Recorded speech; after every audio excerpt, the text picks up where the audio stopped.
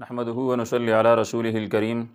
اما بعد فاعوذ بالله من الشیطان الرجیم بسم اللہ الرحمن الرحیم انما المؤمنون اخوہ صدق اللہ العظیم۔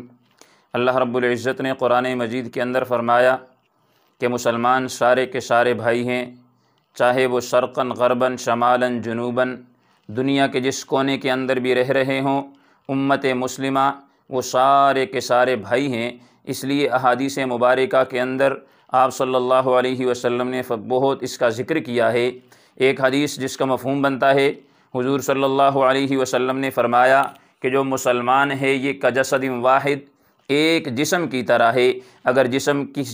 کی کسی ایک حصے کے اندر تکلیف ہو، مثلا آنکھ کے اندر اگر تکلیف ہو جائے تو پورے کا پورا جسم جو ہے وہ بے قرار ہو جاتا ہے۔ اس لیے دنیا کے کسی کونے کے اندر اگر کسی مسلمان کو تکلیف پہنچے تو سارے کے سارے مسلمانوں کو اس حوالے سے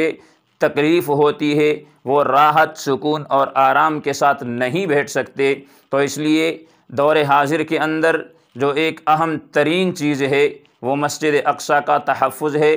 بیت المقدس کا تحفظ ہے، اور وہاں پر ہونے والے مظلوم فلسطینیوں کے ساتھ اظہار ہمدردی ہے۔ اور اظہار ہمدردی کے طریقے مختلف ہیں۔ وقت کے حکمرانوں کو چاہیے کہ وہ اپنے لیول پہ ان کے ساتھ اسرائیل کو جواب دے کر اظہار ہمدردی کرے۔ اگر نچلے طبقے کے لوگ ہیں وہ احتجاجی مظاہرہ کر کے ان کے ساتھ ہمدردی کا اظہار کرے۔ اگر اس سے بھی اور نیچے آ جائیں، کوئی ایسے لوگ ہیں جو طاقت کے ساتھ اسرائیل کا مقابلہ کر کے فلسطینیوں کے ساتھ اظہار ہمدردی نہیں کر سکتے، یا اسی طرح احتجاج کر کے وہ فلسطینیوں کے ساتھ اظہار ہمدردی نہیں کر سکتے، ایک چیز ایسی ہے کہ جو غریب، امیر، فقیر سارے کے سارے مسلمانوں کی بس کی بات ہے، جس کے ذریعے ہم دنیا کے بڑے بڑے معیشت کاروں کو ان کی معیشت کو تباہ کر سکتے ہیں،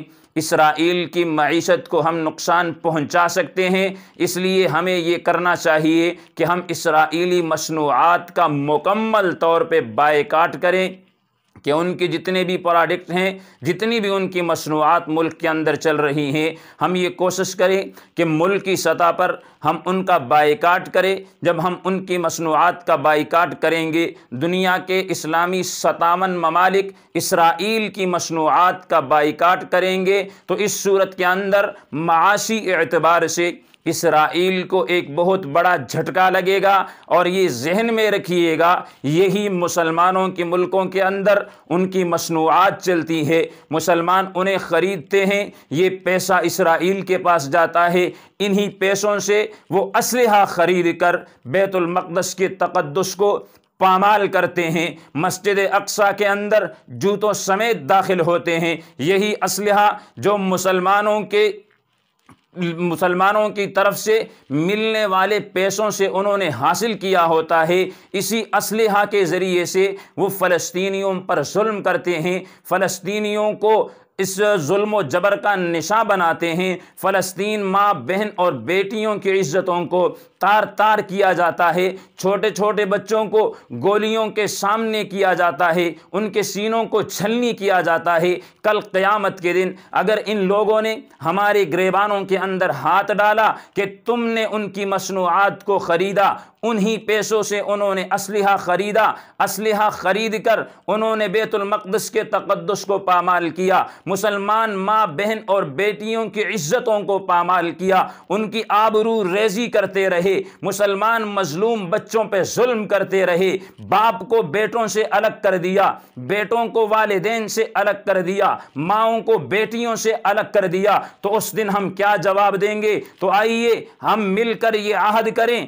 کہ ہم نے آج تک جو ان کی مصنوعات خریدی ہیں اس پر اللہ سے توبہ استغفار کریں گے، اور آئندہ کے لیے یہ عزم کریں گے کہ ہم اسرائیل کی مصنوعات کا مکمل طور پہ بائیکاٹ کر کے اظہار یکجہتی کریں گے، فلسطین کی مظلوم مسلمانوں کے ساتھ محبت کا اظہار کریں گے، بیت المقدس القدس کے ساتھ۔ تو اب ہمیں یہ پتہ نہیں کہ اسرائیل کی مصنوعات کیا ہے، وہ تفصیل میں نہیں جانا چاہتا، میں کوشش کروں گا کہ اپنے اس بیان کے آخر کے اندر ایک پوسٹر آویزہ کروں گا جس کے اندر ان کی